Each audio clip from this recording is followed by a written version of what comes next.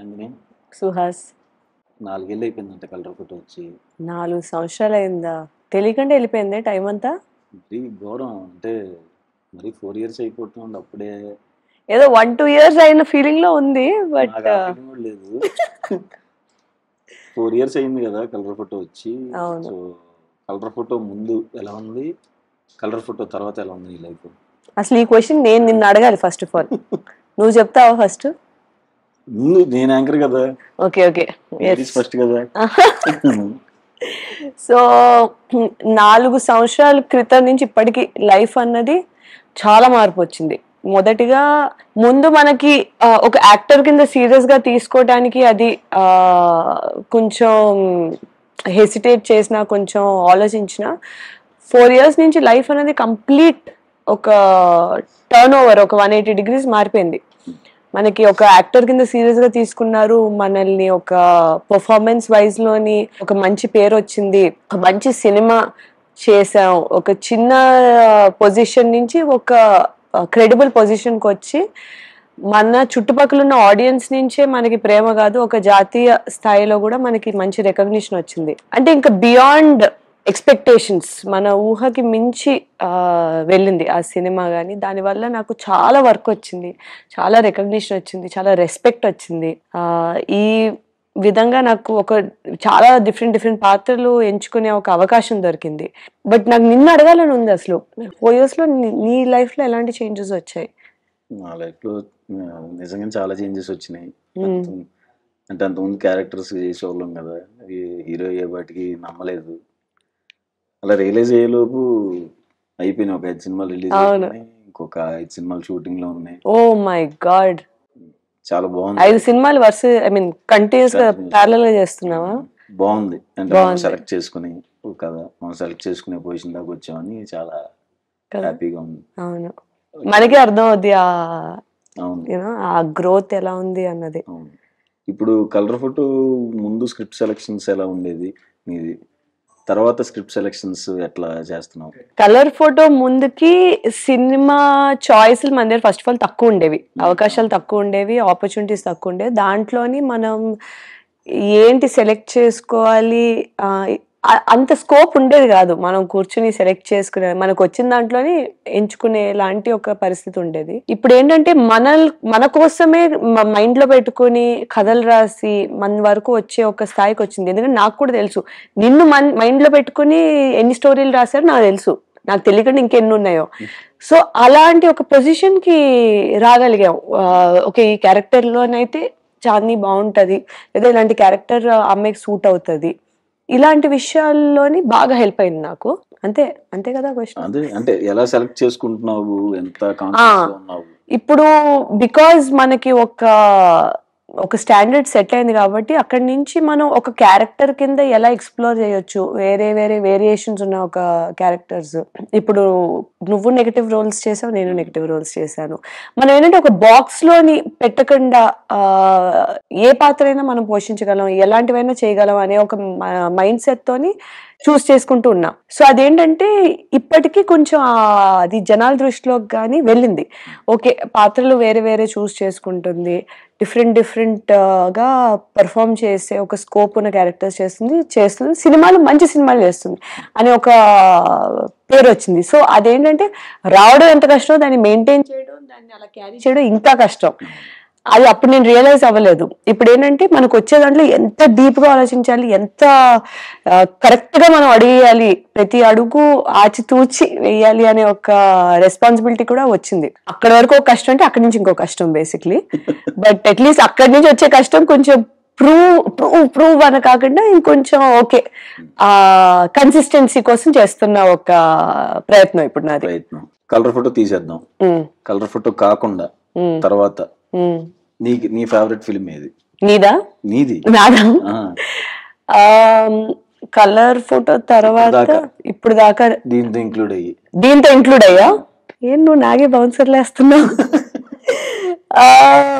Release అయిన సినిమాల్లోని ఇప్పటి వరకు ఉన్న దాంట్లో నాకు బాగా నచ్చిన సినిమా అయితే గామి. దానికి నీకు కూడానా మంచి రెస్పాన్స్ వచ్చింది ఆడియన్స్ నుంచి, ఫిల్మ్ మేకర్స్ నుంచి, సినీ ఫైల్స్ నుంచి. అది పక్కన పెడితే ఇప్పుడు నెక్స్ట్ రాబోయే సినిమాల్లోని ఇప్పుడు ఏవం జూన్ 14th రిలీజ్ అవుతుంది. దీంతో పాటు మ్యూజిక్ షాప్ మూర్తి కూడా రిలీజ్ అవుతుంది. ఏవం అనేది ఏంటంటే ఒక మంచి పవర్ఫుల్ క్యారెక్టర్ కదా, పవర్ఫుల్ గా కనిపించే క్యారెక్టర్. పవర్ఫుల్ లా కాదు, సినిమా చూస్తే మనకు తెలుస్తుంది కొంచెం వల్నరబిలిటీ అది షేడ్స్ ఉన్న రోల్ అన్నమాట. సో ఒక పోలీస్ క్యారెక్టర్ నీకు నేను తెలుసు కాబట్టి పర్సనలీ నీకు యాక్చువల్గా ఇదే సెట్ అవుద్ది. ఆ విధంగా నాకేంటంటే చాలా ఒక ఎప్పటి నుంచో నన్ను నేను ఇలాంటి క్యారెక్టర్లు చూసుకుంటే బాగుంటది, మా ఫ్యామిలీ కూడా ఇలాంటి క్యారెక్టర్లు చూసుకుంటే బాగుంటది, నా ఫ్రెండ్స్ కింద మీరు కూడా ఆహా ఈ క్యారెక్టర్ బాగానే సెట్ అయిందే అనుకుంటున్నారు. ఆ కైండ్ ఆఫ్ సాటిస్ఫాక్షన్ ఫుల్ఫిల్ అయింది.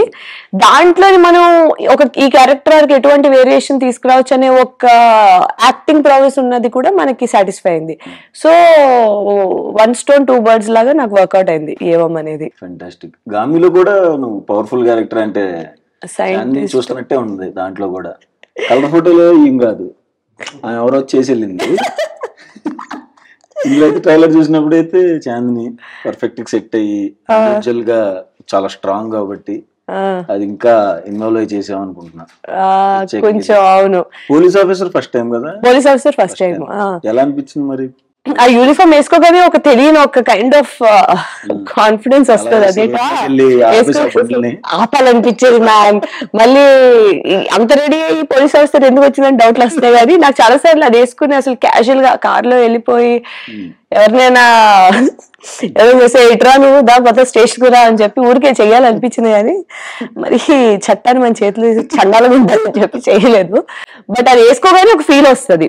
దాంతో ఏంటంటే మనం నడిచే విధానం మారిపోద్ది, లాఠీ పట్టుకునే విధానం మారిపోద్ది. గన్ హెవీగా లేదు, గన్ కొంచెం లోడ్ మారిపోయింది. చంద్రముఖిని చూడండి మారిపోతుంది, చెప్తాను మెల్లగా అని చెప్తే ఎగిరిపోతున్నాయి.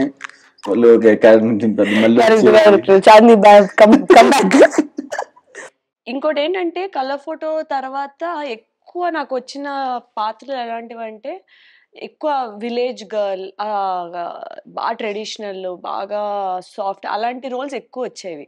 సో అది కంటిన్యూ చేస్తే ఇంకా టైప్ కాస్ట్ చేస్తారు కదా, అలాంటివి చేస్తా అని చెప్పి అందుకు అది బ్రేక్ చేయడానికి ఇంకా చాలా చూజీగా అలా లేని క్యారెక్టర్స్ చూస్ చేసుకోవడానికి కూడా ఎక్కువ నేను ప్రయత్నించాను. అది ఇంకొక మేజర్ పాయింట్ ప్లే చేసింది నా చాయిసెస్ లో. నైస్. లేకపోతే నిజంగానే అవును ఇంకా వరుసగా లంగా ఓని నేటితో రద్దయిపోని.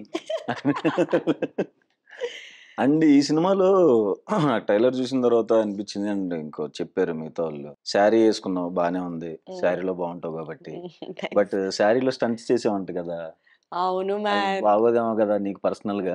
నాకు నిజంగా నాకు ఒక షార్ట్ గుర్తుంది. ఇలా చీరతోనే వెళ్ళి తన్నాలన్నమాట నేను అతన్ని. ఓకే నేను ఫ్లో లో ఈ కాలు ఎత్తేసా. ప్రాబ్లం ఏంటంటే చీరకి ఇంతే విత్ ఉంటది కదా, ఈ కాలు కూడా వచ్చింది దాంతో పాటు. ల్యాండ్ అనేది డైరెక్ట్. అలా చాలా సార్లు లైట్ గా ఆక్యుపేషనల్ హ్యాజర్డ్ ఇంజరీస్ అయ్యాయి. కానీ స్టంట్స్ విధంగా ఆ డైరెక్టర్ ఏంటంటే ఒక ఫెమినిన్ పవర్ చూపించడానికి చీరలో పెట్టారు ఫైట్. అది పర్ఫార్మ్ చేయడం యాక్చువల్లీ ఎంత కష్టం అనేది ఆ సీరియస్నెస్ నాకు అర్థం కాలేదు సెట్కి వెళ్ళినంత వరకు. చాలా సార్లు రెస్ట్రిక్షన్స్, మూమెంట్ రెస్ట్రిక్షన్స్ విపరీతంగా ఉండేవి చీర వల్ల. బట్ మరి దాంట్లోనే చెయ్యాలి. సో అది బాగా ఛాలెంజింగ్ అనిపించింది నాకు ఆ పార్ట్. ఎన్ని డేస్ పట్టింది అంటే శారీ మీద? 3 days. 3 days చేసాం. అది ఎంజాయ్ చేసావా బాగా స్టంట్స్? నేనా స్టార్టింగ్ లోనే ఎంజాయ్ చేశాను, తర్వాత తొందరగా ఇంటికి వెళ్ళిన తర్వాత పెయిన్స్ తెలిసి అంటే ఇంకా ఏం చేస్తే ఏంటంటే అన్ఎక్స్పెక్టెడ్ రెస్ట్రిక్షన్స్ అని. నేను మనం ఎక్కువ చీరలోని చిన్న ఇక్కడి నుంచి అక్కడ ఫంక్షన్ నడవడాలే కానీ చీరల్లోని మనం ఇది చెయ్యం కదా. ఇక్కడేమో ఆ చీరలోనే మొత్తం చేయించారు. సో చాలా ఫిజికల్ రెస్ట్రిక్షన్స్, ఏమో పడిపోతానేమో అని మెంటల్ రెస్ట్రిక్షన్స్ తోని కొంచెం ఇబ్బందిగానే అనిపించింది. రేపు పొద్దున్న చూసేటప్పుడు అది కొంచెం ఏదైతే ఇంటెన్షన్ ఉందో అది వెళ్తే అది సరిపోద్ది, అంటే అట్లీస్ట్ ఒక ఫుల్ఫిల్లింగ్ అనిపిస్తుంది. యాక్షన్ పార్ట్ ఎంత ఉంది ఈ సినిమాలో? యాక్షన్ పార్ట్ బానే ఉంటది, అంటే ఎక్కువ ఉండదు. బేసిక్లీ మనం అనుకుంటాం కదా ఒక పోలీస్ క్యారెక్టర్ అనేటప్పటికి బాగా యాక్షన్ సీక్వెన్సెస్ ఇవి. ఈయన ఏంటంటే స్టోరీ దాని చుట్టూరుతోనే తిరగకుండా కొన్ని ఎలిమెంట్ పాయింట్లు పెట్టారు మూవీలోని. ఆ పాయింట్స్ చుట్టూరుతో కూడా తిరుగుతూ ఉంటది. అదే టైంలోని ఈ అమ్మాయి క్యారెక్టర్ సౌమ్య అనే క్యారెక్టర్ కొంచెం సౌమ్యంగా ఉండాలి, సౌమ్యంగా ఉంటూ ఒక పోలీస్ క్యారెక్టరు చెయ్యాలి అనే ఒక మైండ్ సెట్ తో రాసిన ఒక పాత్ర ఇది. దీంట్లోని తిను ఎంత పోలీస్ రోల్ స్ట్రాంగ్ అనుకున్నా సరే ఒక వల్నరబుల్ క్యారెక్టరే. ఒక నెమ్మదస్తురాలు, ఒక వికారాబాద్ అనే ఒక చిన్న చోటులోని పుట్టి పెరిగి పోలీస్ అవ్వాలనే దాంతో వచ్చి ఒక సొసైటీ కాదు, ఇలా కాదు అంటే వాళ్ళకి అగెయిన్స్ట్‌గా నన్ను నేను కాపాడుకోగలను, నేను అవును ఆడపిల్లని అయితే ఏంటి అని ఒక క్వెషన్ చేస్తూ తను ముందుకెళ్తూ ఉంటది. కానీ ఆ వల్నరబిలిటీ ఫ్యాక్టర్, ఆ స్వీట్‌నెస్, ఆ క్యూట్‌నెస్ బిగ్గర్ దెన్ రియాలిటీ కాకుండా, అగెయిన్స్ట్ ద విండ్ కాకుండా ఒక నీట్‌గా girl next door character police అయితే ఎలా ఉంటదనే ఒక రియాలిటీలోనే ఉంచారు. ఓవర్ ద టాప్ స్టంట్స్ లేకుండా కొడితే రియాలిటీగా అటు ఉంటది. వెళ్ళిపోయి అలా అటు ఉండదు. వికారాబాద్‌లో పడటం అయ్యేం ఆహా! ఉండవు. లేదు అలా ఉండదు. బట్ ఎప్పుడు అవసరమో అప్పుడు తను స్టాండ్స్ తీసుకుని నించునే ఒక పాయింట్ కూడా వస్తది. అదేంటంటే క్యారెక్టర్ ఆర్క్ ప్రకారంగానే ఉంటది. మధ్యలో సడెన్‌గా తనకొచ్చేదు. ఓకే. మీకు స్లోగా బిల్డప్ అయిన తర్వాతే చూపిస్తారు. ఆ అమ్మాయి ఈ పొజిషన్‌కి ఎలా వచ్చింది అన్నది. మీకు ఓకే. స్టార్టింగ్‌లో చూపించకుండా. So, okay. నాకు అది కూడా కొంచెం రియాలిటీకి దగ్గరగా అనిపించి నచ్చింది నాకు ఆ character arc. Nice. And Navdeep అన్న ప్రొడ్యూసరు. హ్మ్. ఎలా అనిపించింది కొలాబరేషన్? సో, నీకు తెలుసు నవదీప్ మనకి ఫ్రెండే గాబట్టి, ఈ సినిమా గురించి ఫస్ట్ ప్రకాష్ గారు చెప్పినప్పుడు గూడా, తను ఫస్ట్ తనకి మైండ్‌లో నేనే వచ్చాను. ఎందుకంటే హ్మ్. బయట మనకు తెలుసు కదా! హ్మ్. సో, తను అనుకున్నాడు చాందిని అయితే బావుంటదని. ఆయన అప్పుడు కలర్ ఫోటో అది చూసారు. తను అనుకున్న క్యారెక్టర్‌కి, ఈ క్యారెక్టర్‌కి కొంచెం డిఫరెన్స్ ఉంది. మరి దీన్ని పుల్ ఆఫ్ చేయగలదా లేదా అనే డౌట్ కూడా ఎళ్ళింది ఆయనకి. ఓకే. ఎళ్ళినప్పుడు ఆయన అప్పుడు మన ఇంటర్వ్యూలు చూసారు. ఆ! అయ్యో! కలర్ ఫోటో అది నిజం కాదండి. ఇది నిజం అనుకున్నాను. అనుకుని ఇలా ఇదే కదా మనం చూస్తుంది క్యారెక్టర్ అనుకుని ఇంకా ఆయన ఇంటర్వ్యూస్ చూసి కన్విన్స్ అయ్యి నన్ను కాస్ట్ చేశారు. ఓకే. ఇంకా ఇట్ వాజ్ ఈజీ. ఈ క్యారెక్టర్‌లోకి మనం వెళ్ళడం కొంచెం ఈజీగానే అయిందనమాట. అంటే ఇప్పుడు నువ్వు ఫ్యామిలీ డ్రామాలోని కష్టపడి చేసినట్టు కాకుండా నాకు కొంచెం ఈజీగా ఎళ్ళిపోయాను నేను దీంట్లో మన క్యారెక్టర్ కాబట్టి. అంటే జనరల్‌గా కలర్ ఫోటో అంతే. సినిమా చూసి ఛాన్సులు రావాలి. జనరల్‌గా సెలెక్ట్ చేస్తారు. ఈ సినిమా ఇందులో బా చేశాం. ఇంటర్వ్యూలు చూసి సెలెక్ట్ చేయటం నాకు తెలిసి ఈమెననుకుంటా. ఇదే ఫస్ట్ టైమ్ అనుకుంటా. ఇంటర్వ్యూలు చూసి ఇంటర్వ్యూలు కూడా ఇంత ఇంపార్టెంట్ ఉంటాయని చెప్పి నాకు అప్పుడే తెలిసింది. అంటే ఈ సినిమా ఏదన్నా రియల్ ఇన్సిడెంట్‌కి ఏమన్నా సంబంధం ఉందా? డైరెక్టర్‌కి సంబంధించింది లేకపోతే ఫిక్షనా? డైరెక్టర్‌కి సంబంధించి రియల్ ఇన్సిడెంట్ ఏం లేదు గానీ, కొన్ని పాయింట్స్ ఏవైతే ఉన్నాయో అవి డెఫినెట్‌లీ మన చుట్టుపక్కల మనం విన్న ఒక పాయింట్స్‌ని ఒక ఎక్స్‌ట్రీమ్ సెన్స్‌లో ఎలా కనిపించొచ్చు. ఓకే. ఈ ట్రైలర్ చూసుంటే దాంట్లోని నాదో డైలాగ్ ఉంటది. "పొట్టి బట్టలేసుకుంటే చంపేసినా హ్మ్. తప్పులేదా" అని. అవును. ఇప్పుడు ఇది డైరెక్ట్ ఏదో ఒక దాని నుంచి తీయక్కర్లేదు. బట్ ఇలాంటి సన్నివేశాలు మనం చూస్తున్నాం గదా! ఎక్కడో ఎవరో అమ్మాయి ఒక షార్ట్ డ్రెస్ ఏసుకొని ఎక్కడో వెళ్తే తన్ని చంపేస్తే విక్టిమ్ బ్లేమింగ్ లాంటివి జరుగుతూ ఉంటాయి. హ్మ్. ఆ అమ్మాయి మరి ఆ టైంలో ఆ బట్టలేసుకొని ఎందుకెళ్ళిందని. హ్మ్. సో, ఇలాంటి కొన్ని పాయింట్స్ మేము అంటే దాన్ని ప్రత్యేకంగా చూపించకంటే స్టోరీలోని జస్ట్ ఫ్లోలోని ఓకే. క్యాజుయల్‌గా చూపించినట్టు చూపిస్తాం మేము. ఓకే. సో దట్ దాని మీద ఎక్కువ హైలైట్ ఉండదు గానీ, ఆ పాయింట్ రిజిస్టర్ అయ్యేలాగా. సో, ఇలాంటి కొన్ని పాయింట్స్ మనం చుట్టుపక్కల జరిగిన వాటి నుంచి పెట్టాము. But overall it's a fiction story. Okay. హ్మ్. అంటే ఇది ట్రైలర్‌లో చూసినప్పుడు ఎవరో సైకో కిల్లర్ ఉన్నాడు. హ్మ్. వింత వింతగా చూస్తున్నాడు. కొంచెం తేడాగా ఉన్నాడు అతను. ఏముంటది ఆయన సైకోకి సంబంధించిన ఆయనతో అంటే ఎంతవరకు ఉంటది ఆ క్యారెక్టరు? సో, 'వశిష్ఠ సింహ' తను చేశాడు. హ్మ్. ఆయన మనకి ఈ 'కేజీఎఫ్‌లో' చేశారు. అవును. ఆయన 'నారప్ప' వీటన్ని చేశారు. చాలా మంచి యాక్టరు. అతని వాయిస్ బాగా గంభీరంగా ఉంటది. పాడుతూ ఆల్ ఆఫ్ దిస్. ఈ రోల్ ఏంటంటే ఆయనది నేను సరిపోనా అనే ఒక క్యారెక్టర్. బేసిక్‌లీ మనకిప్పుడు యంగ్ యూత్ అబ్బాయిలు ఉంటారు గదా! హ్మ్. అబ్బాయిలు గాని, అమ్మాయిలు గాని మనకి ఎలా ఉంటదంటే, ఇలా అనుకుంటున్నా, అలా అనుకుంటున్నా అంటే మనసులో అనిపిస్తది. నేను సరిపోనా? అక్కడే ఎళ్ళాలా? మనం సరిపోమా? అనిపిస్తది గదా! హ్మ్. అది ఒక స్పెసిఫిక్ పాయింట్ ఆఫ్ వ్యూలో చూపిస్తాం ఇది.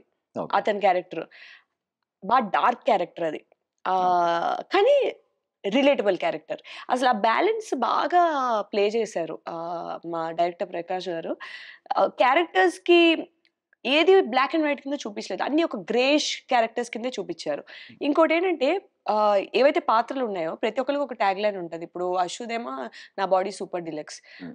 భరత్‌దేమో there are no coincidences in a crime only mistakes. So, ఇలా ఇప్పుడు ఇవన్నీ ఏంటంటే ఎక్కడి నుంచో వచ్చిన క్యారెక్టర్స్ కాదు, మన చుట్టుపక్కల ఉన్న క్యారెక్టర్స్ ని పెట్టి తీసినట్టు ఉంటుంది. సో సినిమాకి ఎవరైనా రేపు పొద్దున వెళ్ళి చూసినప్పుడు ఏదో ఒక క్యారెక్టర్ తో కనెక్ట్ అవుతారు. అది సౌమ్య క్యారెక్టర్ అయి ఉండొచ్చు, యుగంధర్ క్యారెక్టర్ నాకు వశిష్ఠ అన్నా కదా, అతని క్యారెక్టర్ అయి ఉండొచ్చు, భరత్ క్యారెక్టర్ అయి ఉండొచ్చు, అశు క్యారెక్టర్ అయి ఉండొచ్చు, లేదా గోపరాజమణ గారు ఉన్నారు ఇందులోని. డిఫరెంట్ క్యారెక్టర్స్ ఉంటాయి కాబట్టి ఒక్క డ్రైవింగ్ ఫోర్స్ కాదు మనకి, ఒకళ్ళే రిలేట్ అయ్యేలా. సో వెళ్ళే వాళ్ళ బట్టి వాళ్ళు ఎటువంటి పరిశ్రమాల్లో పెరిగారు, వాళ్ళ మైండ్ సెట్ ఎలా ఉంది బట్టి ఒకరికి ఒక క్యారెక్టర్ కనెక్ట్ అవుద్ది. అండ్ ఏవం అనే దాని టైటిల్ మీనింగ్ కూడా ఇది ఇలా జరిగింది, ఇది మంచి జరిగింది, చెడు జరిగింది, కరెక్ట్ జరిగింది అవే ఉండదు. జరిగింది ఇలా చూపిస్తాం, అన్ని గ్రేష్ గా చూపిస్తున్నాం. దాని టేక్అవే ఏంటి అన్నది ఆడియన్స్ మీద డిపెండ్ అయి ఉంటుంది, ఏ క్యారెక్టర్ కనెక్ట్ అయ్యి వెళ్ళారు అని. ఈ పాయింట్స్ కూడా నాకు బాగా నచ్చింది ఈ మూవీలో. గోపరాజ రమణ సార్ కూడా చాలా నీట్ గా ఒక పోలీస్ బాబాయ్ కరెక్ట్ చాలా గా బాగా సెట్ అయ్యారు అసలు set ఆయనతోని. ఆయనతో నేను ఆల్రెడీ ముందు ఒక సినిమా కూడా చేశాను. ఓకే సో దాంట్లోని అతనికి నాకు ఎక్కువ ఇంటరాక్షన్ ఉండేది కదా, దీంట్లో బాగా ఇంటరాక్షన్ ఉంటది అనమాట. ఓకే ఆయన క్యారెక్టర్ చాలా క్యూట్ గా ఉంటది ఈ మూవీలో. ఓకే ఒక పక్క నుంచి ఒక డ్రైవింగ్ ఫ్యాక్టర్ కింద ఉన్న కథకి చాలా క్యూట్ గా మంచి కామెడీ యాంగిల్ చూపిస్తారు ఆయనది. బెస్ట్ పార్ట్ ఏం లేదంటే నాలోన లైట్ కామెడీ యాంగిల్ చూపిస్తారు, ఆయనలోన కామెడీ యాంగిల్ చూపిస్తారు. ఇలా ఎక్స్ప్లోర్ చేయలేని చిన్న చిన్నవి చూపిస్తూ ఉంటారు, అది కూడా బాగా వచ్చింది. ఓకే ఇందులో సీరియల్ కిల్లర్ ఉన్నాడు. తనతో తను హ్యాండిల్ చేయటం ఎంత కష్టం అనిపించింది? ఒక సీరియల్ కిల్లర్ ని హ్యాండిల్ చేయడం ఎంత కష్టమో నువ్వు నన్ను అడుగుతున్నావా కుమార్? ఫ్రమ్ హిట్ 2 అంటే సైకోలు పలు రకాలు. అందులో నేను ఒక రకమైన సైకో, ఇందులో చూస్తుంటే అతను ఒక రకమైన సైకో, ఫ్యామిలీ డ్రామాలో కైండ్ ఆఫ్ సైకో. సో ఒక్కొక్కరు ఒక్కొక్క సైకో లాగా ఉంటారు కదా. ఈ సైకో కిల్లర్ ని ఎలా హ్యాండిల్ చేసావని? ఈ సైకో కిల్లర్ ని నీకంటే నేనే పెద్ద సైకోనరా అని చెప్పి రివర్స్ కొట్టుకుంటా. అది వాళ్ళకి ఇంకా తెలియదుగా, లాస్ట్ లో మనం చూపిస్తాం ఎవట్రా సైకో నీకడ మనం ఉన్నామని. మన లైట్ గా రియల్ లైఫ్ చూపించేటప్పటికి వాడే బయటకు వచ్చాడు. ఇప్పుడు ఆ స్టంట్స్ అన్ని తనతోనే ఉంటాయా? ఆ సినిమా చూడాలా మరి? ప్రీమియర్ కి ఏమైనా పిలుస్తారా లేకపోతే డైరెక్ట్ థియేటర్ లోనేనా? నేను అసలు యాక్చువల్లీ నేను ప్రీమియర్ కి ఇన్వైట్ చేద్దాం వస్తే ఇలా ఏమో ఇంటర్వ్యూ పెట్టారు. ఓహో, మాకైతే ప్రీమియర్ టికెట్ ఉంటుందా? నాకు ఏం మాట్లాడుతున్నావు అసలు, నా పక్కనే నువ్వు మధ్యలో ఎక్కడికి వెళ్ళకూడదు కదా, నేను పట్టుకొని కూర్చుంటాను సినిమా మొత్తం చూపించడానికి. నైస్. మాకు ఎవరైనా కలర్ ఫోటో తీసారా? ఎవరు కలర్ ఫోటో కాదు కానీ కలిసి ఫోటో దిగుదాం ఆగు. సో ఏవం మా చాందిని చౌదరి చేసిన ఏవం జూన్ 14న జూన్ 14వ తారీఖున థియేటర్స్లో రిలీజ్ అవుతుంది. అందరూ తప్పకుండా చూడండి. ట్రైలర్ చాలా ఇంట్రెస్టింగ్ ఉంది, సినిమా ఇంకా బాగుంటుందని అనుకుంటున్నాం. తను డిసప్పాయింట్ చేయదని నమ్మకంతో 14వ తారీఖు అందరం కలిసి థియేటర్లో చూద్దాం. Thank you Suhas, thank you so much.